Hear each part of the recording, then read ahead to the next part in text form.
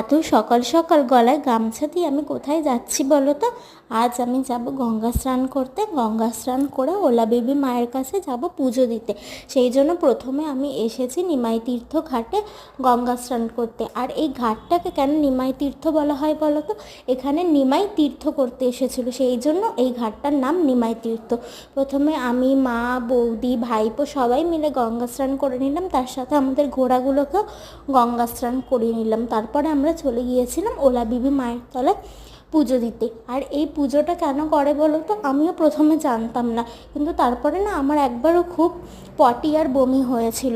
তো তারপরে বলে যে এই পটি আর বমি হলে এই মায়ের পুজো করলে নাকি শরীর ভালো থাকে। তারপর থেকেই আমি এই পুজোটা করি।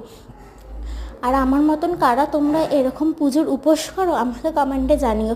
প্রথমে আমরা ঘোড়াগুলোকে স্নান করিয়ে সিঁদুর পরিয়েছিলাম, দিয়ে মায়ের কাছে ধূপ দেখিয়েছিলাম। Thanks for watching.